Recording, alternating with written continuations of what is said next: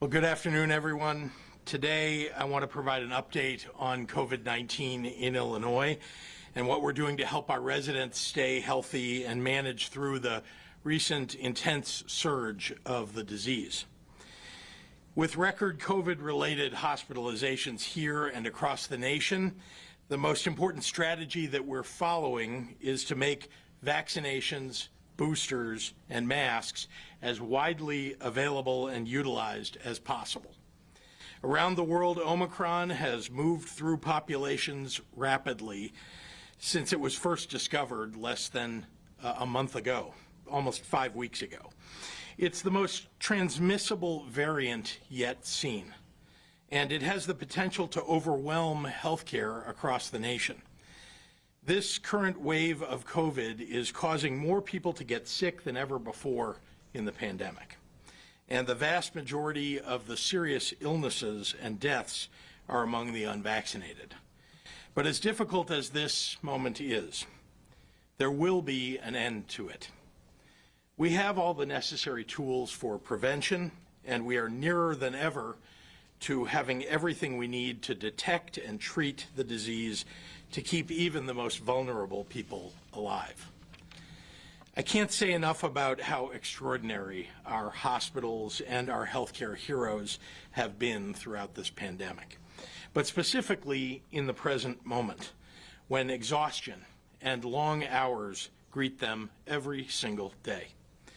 From Chicago to Marion, from East St. Louis to Rockford, medical professionals and staff are caring for our family members, for our neighbors, our friends in this hour of need. They need help, and I'm doing everything that I can to support them as they tackle this latest surge. To give them a reprieve and to expand the number of staffed hospital beds, 2,048 healthcare workers have been deployed across the state. 919 of them are on site supporting hospitals hit hard by COVID right now, with another 552 arriving at hospitals by next Friday. We have also created COVID reaction teams to respond quickly to emerging crises at hospitals and other healthcare facilities. These teams have 237 healthcare workers in the field already, with another 340 arriving over the next 10 days. Even more personnel are being made available to individual hospitals that apply for federal assistance, so the state is helping to expedite their applications. As an example, just today, a dozen additional personnel are beginning to work in the Rockford region. That's help being provided by the Federal Emergency Management Agency. Throughout this crisis, state government has had to be innovative and agile to find creative solutions to maintain healthcare capacity during this unprecedented crisis, delivering assistance, waivers, and guidance to our healthcare institutions as they pursue creative and safe solutions to build capacity for patient care. For example, just this week, we're expanding on that support with additional steps. First, out-of-state healthcare workers are now able to continue working in Illinois during the public health emergency with expanded permission, allowing them to care not just for COVID-19 patients, but for all patients in need. Second, doctors who received their medical training in another country can now provide assistance to licensed physicians here in Illinois in a healthcare institution. And further alleviating the strain on the broader medical system, we are allowing out-of-state providers, including physicians and nurses and mental health providers, to provide telehealth services to individuals here in Illinois, if there was a pre-existing provider-patient relationship. With unprecedented numbers of patients being hospitalized, we must do all that we can to keep our healthcare workers and institutions operating and available to all who need medical assistance. I encourage everyone to help. The most important thing that you can do right now is to get vaccinated, get boosted, wear a mask to stop the spread. I also want to take a moment today to address our schools. The best place for kids right now is in the classroom. And I'm so pleased that hundreds of thousands of Chicago students are returning to school with their teachers. Health and safety must be our primary concerns for keeping schools from going remote. That's why since last year, my administration has been providing help to every school district in our state that needs it, obtaining vaccinations, masks, and testing. That's as true in Chicago as it is in the collar counties, as it is in central or southern Illinois. Children and teachers belong in schools, learning in a healthy environment. One of the sticking points toward resolving the standoff in Chicago was testing. There wasn't enough. So my staff and I worked night and day to find more tests, a scarce commodity everywhere in the nation, as you know. But Illinois came through. We have some real leaders here in Robert Ford at Abbott and in President Tim Killeen and in Ron Watkins, who leads the SHIELD testing program at U of I, who answered my call for 350,000 rapid tests that helped break the impasse. Parents, teachers, and students are very grateful. I was pleased to deliver these tests promptly on Monday so that they could take that issue off the table. I will continue to work with all districts throughout the state to provide what they need to keep schools safe and open.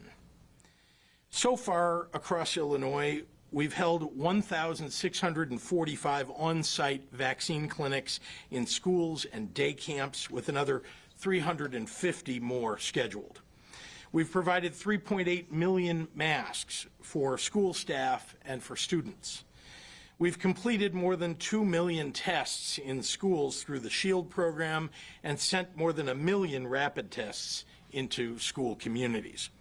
Vaccinations, boosters, masks indoors, and testing are the key to keeping schools open and to maintaining safety standards for staff and students alike. I want to end my remarks today with a request to the more than 8 million Illinoisans who fully vaccinated. First, I want to say thank you.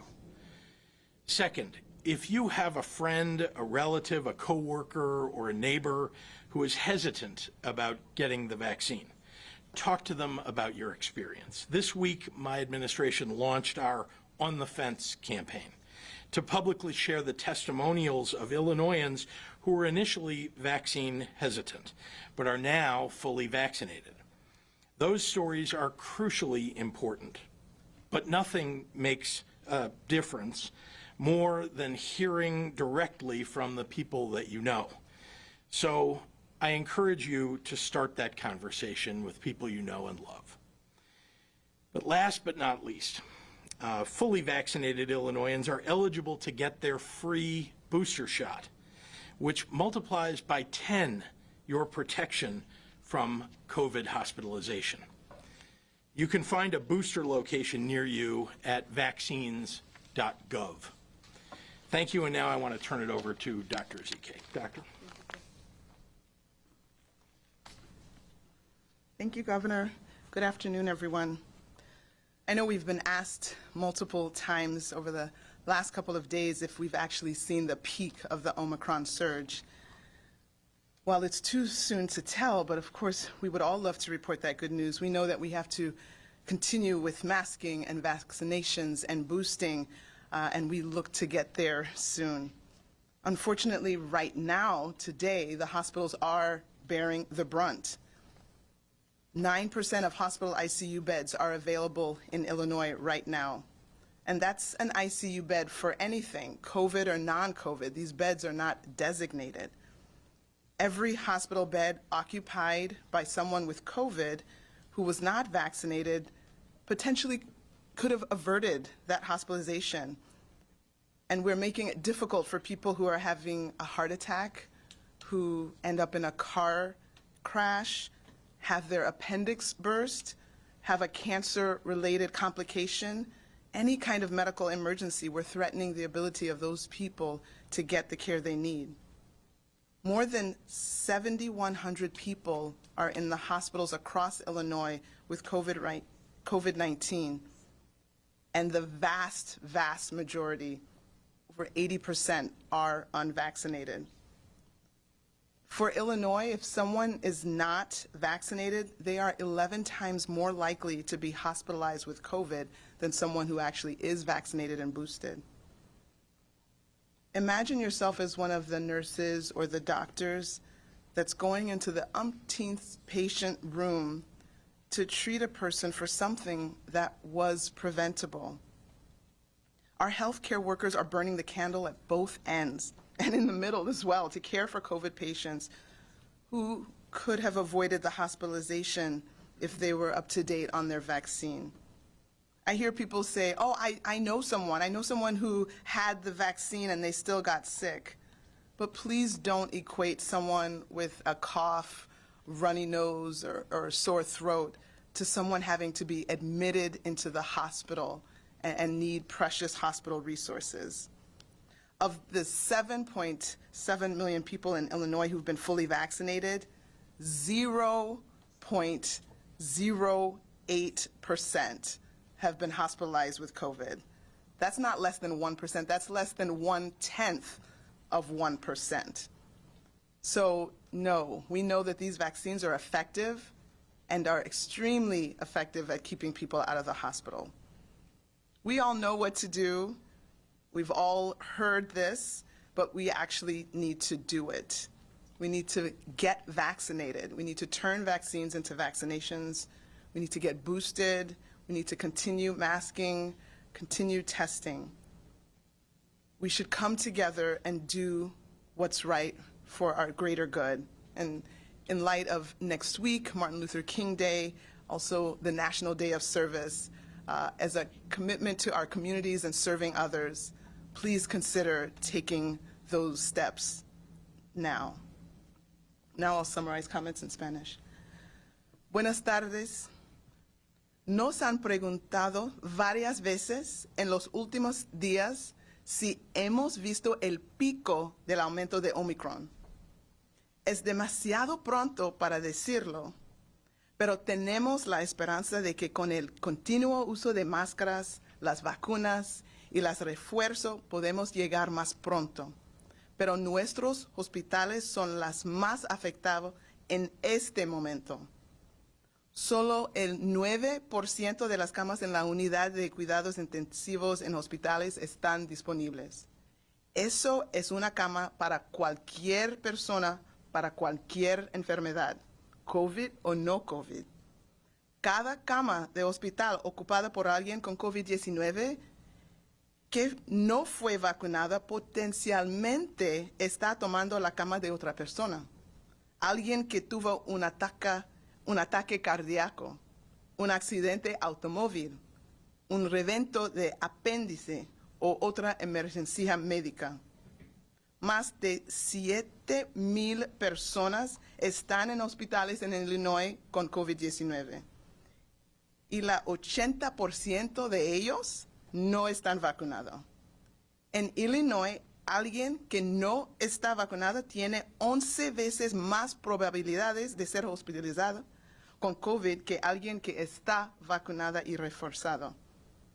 Escucha a personas decir que conocen a alguien que fue vacunada y se enferma. Entonces, ¿cuál es el punto? El punto es eso.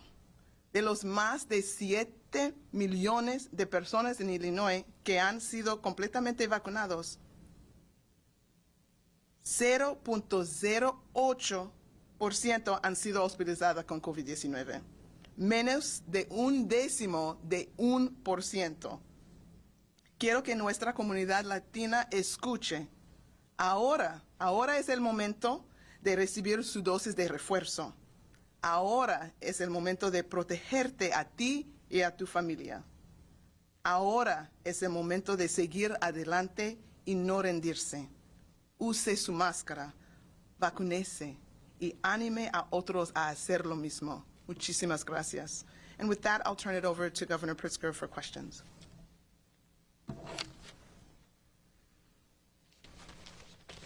Thank you very much, Dr. Ezike. Happy to take questions from members of the media. I actually have a question for Dr. Zika. Sure, of course. Okay, what do you look for? Why are we not able to say that we've seen the peak? Because the numbers do appear to be coming very slightly down. Yeah. What do you need for a peak? We just want a consistent trend, you know. So I know in certain jurisdictions, they can tell you that in their hospitals, they've seen several days of a decline in the total number of COVIDs in the hospital. Statewide, over the last 24 hours, there was a small dip, but the 24 hours before there wasn't. So you really want to see a consistent decline. I will be the first to announce it when we can say that pretty confidently, crossing my fingers and toes, but I just don't want to get ahead of ourselves.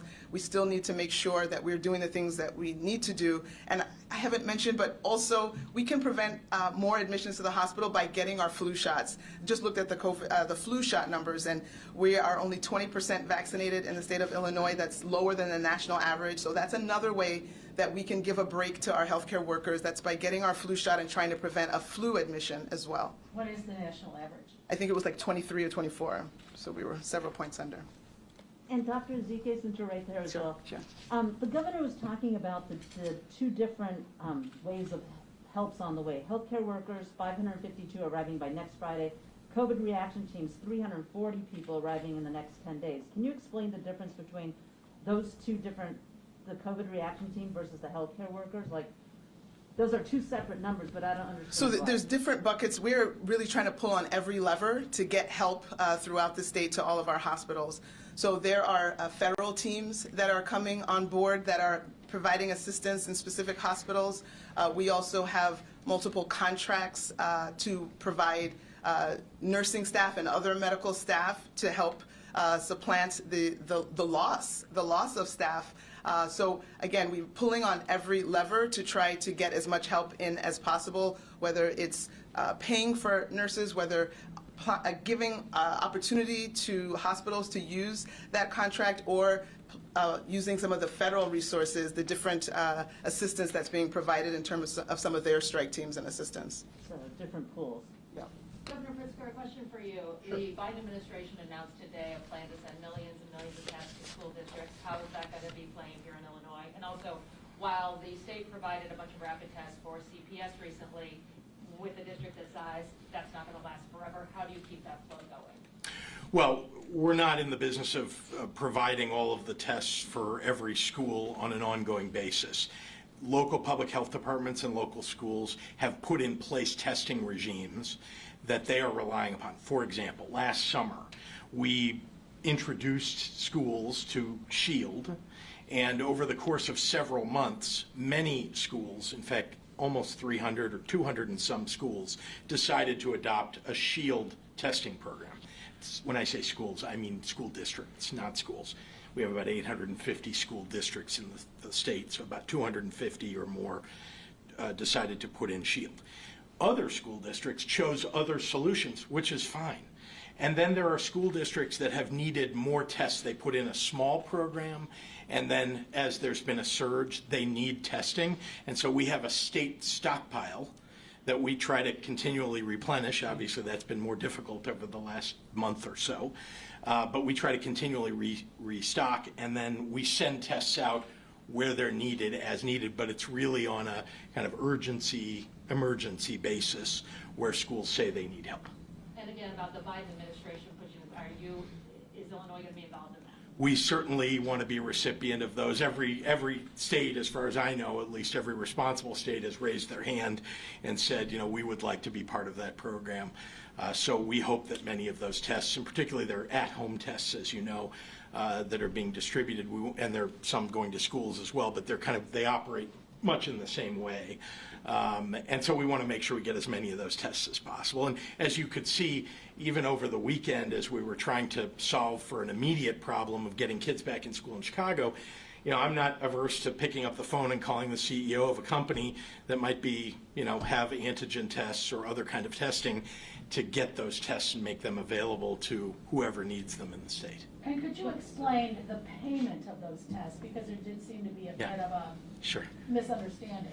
Sure. So as you know, every school in the state, every school district in the state received federal dollars for managing through COVID, both for learning as well as for tests and other things.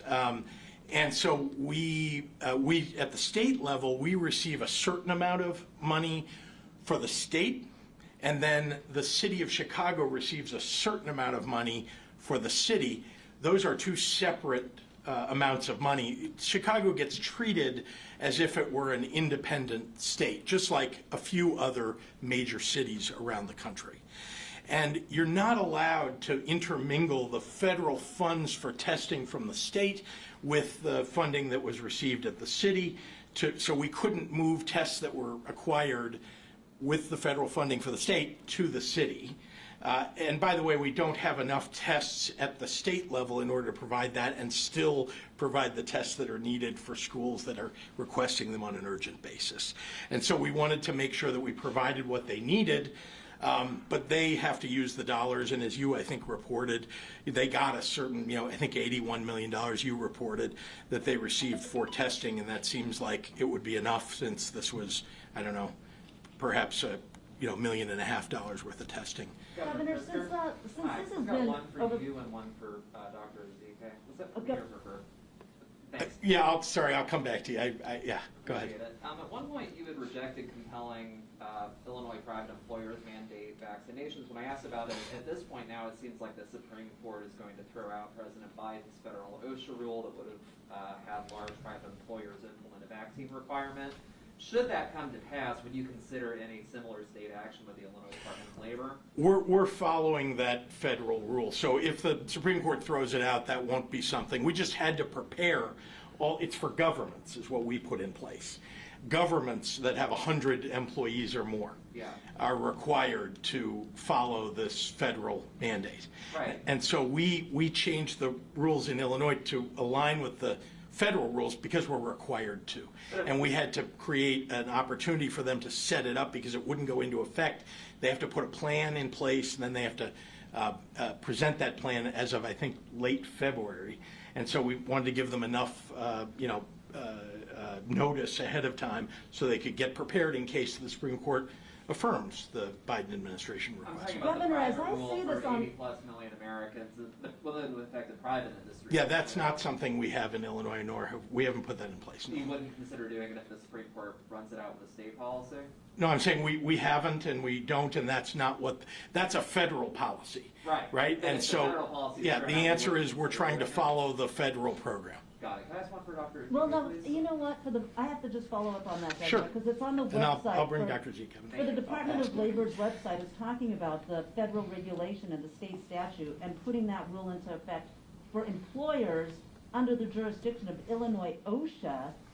That's That's how- beyond government. OSHA gets effectuated in Illinois through Illinois OSHA. So, I mean, But that you're saying federal it doesn't OSHA. impact the one. We're that not it's creating anything new that the federal government isn't. Illinois OSHA covers public employers like local municipalities. Federal OSHA covers all of the other private employers. So we have two different kinds of OSHA in Illinois. If you need more on that, I can connect you to the Department of Yeah, Labor. but we're required to follow the federal OSHA. That's why we put in the rule in place that you're referring to. Okay, so what you put in place on January 7th, quietly, without any press release, I mean, can you explain the decision on that and what's happening? It isn't anything new. We had to. It was literally something you had to put in place so that local governments could prepare. They're not doing anything different today. We're all waiting to see what the Supreme Court will do, but there is a deadline for people to put a plan together. I'm talking about local governments. And so we wanted to help them prepare. That is our requirement, in fact. Did you have a question for I Dr. did, yeah. Okay, yeah. Your counterpart in Florida, the Surgeon General there, Dr. Joseph Ladipo, is doing really heterodox things with public health policy. He's recommending that people only get tested for COVID if they're symptomatic or high risk for complications. He's also spoken about natural immunity in comparison to getting vaccinated if you've already had COVID. Obviously, Florida's a really big state. I wondered if you could give your impression of these public policies that are coming out there as a public health professional yourself and why Illinois may not be following them. You know, I think every state health official has enough to handle with their own state. And we know that throughout this pandemic, Illinois has taken stances that other states haven't. And to show for that, we have had one of the lowest mortality rates of all the states. So I stand behind the decisions and the policies, and I will leave other states to other state health officers to handle their states of policies as well. Dr. Ezike, can you talk about the historical context of what we're seeing in the hospitals right now? When I jumped on the COVID metrics today and I was looking at comparing the ICU bed numbers, and I don't remember it ever being this dire, but correct me if I'm wrong. I mean, it seems like we're at a point in time, historically speaking, with the hospitals where, is this the worst point in time that we've seen with them? We have never had this many COVID patients in the hospital at any point in the pandemic, not in spring of 2020, not in the winter of 2020. This is the absolute highest number, and not just by a couple. Our previous totals have been smashed. The previous totals of COVIDs in the hospital were about 6,000, I think 6,000, and we're over. 175. But who's counting? 6,175, and we are at over 7,100. So we have significantly passed all previous records. Dr. Ezike, you mentioned, or the governor mentioned Rockford. Are there any, what other areas of the state are in, most need of the additional healthcare workers that are being sent in? I mean, the truth is, I was on a call with all the chief medical officers of the hospitals across the state today. They are all crying the same thing. They all need help. They have a significant number of staff that have left the profession because of the exhaustion and the stress and the trauma that they've endured over the last 2 years. We have a large number of people that are quarantining or actively infected themselves. And so that decreases the total number of beds that are even available, because just having a bed for someone to lie on and you don't have the staff does not count as a bed that you can use. So we're starting with a lower number of beds because of the decimated workforce capacity, and then we have this unprecedented number of patients that are presenting, again, completely different situation from when we had our peak last year, because everyone has the opportunity to be vaccinated and therefore prevent the vast majority of these hospitalizations. Perhaps you said, but could you reinforce, where did you find these extra workers to come? Because I would think every state would be clamoring for them. Yeah, so it's, we don't ask all the questions. All we know is that we are paying, unfortunately, very high costs, very, very high costs that we have to pay. We established these contracts a long time ago, which essentially indebted them to provide us nurses. So I think the fast action and the preemptive action that we took to secure those contracts has allowed us to have the nurses that we need for this situation now. But ideally, we would just limit the number of people who are going into the hospital. If 80% of those 7,000 COVID patients, if those hospitalizations could be averted, we would not have a situation that the hospital CEOs and CMOs would be decrying right now, and we would not need the surge staffing or the extra contract staffing or the FEMA teams on the ground. You know, there's been talk of just the healthcare collapse from a national perspective and what's happening in different areas. I'm curious, like, since you're talking about this worst hospitalization situation, where do we stand with this? I mean, from a healthcare overall standpoint in our state. Well, yeah, that's a much larger conversation. We know that we've had, even before COVID, there was a healthcare workforce shortage. And so there are many strategies that need to be implemented, thinking about how to recruit people to the fields, thinking about different class designations within the healthcare force that maybe don't require as many years or decade of training, and so bringing people into the healthcare force by those other means. So there's a lot that needs to be done. That's the big picture that needs to be tackled, because whether it's COVID or something else, we do need to have an adequate workforce that can deal with any potential emergency, and so that's another ongoing problem to tackle. We'll do one more. Dr. Ezike and Governor Pritzker, the state never had to use the McCormick Place Field Hospital in the early part of the pandemic. Has there been any consideration of trying to set up some field hospitals in any parts of the state? Yeah, so again, if we're remembering what is the limiting factor, the limiting factor isn't the location. The limiting factor isn't a bed. The limiting factor is the people. So you can open McCormick. There are, you can set up cots and beds. You still need individuals, trained medical professionals to work for the people who will be in that bed. So you still come back to that same lowest common denominator, and that's what we're talking about, like needing to replace that healthcare workforce shortage. Can I just ask the governor about the cost factor and bringing in these extra nurses? Yeah. Does that COVID money from the feds help the state with that, or where does that come from? Yes, although, just to be clear, hospitals are also utilizing the state's contract in order to bring in personnel that they need in their hospital they are paying for. So mostly that is where dollars are coming from. They also have been supported by the federal government, as you know.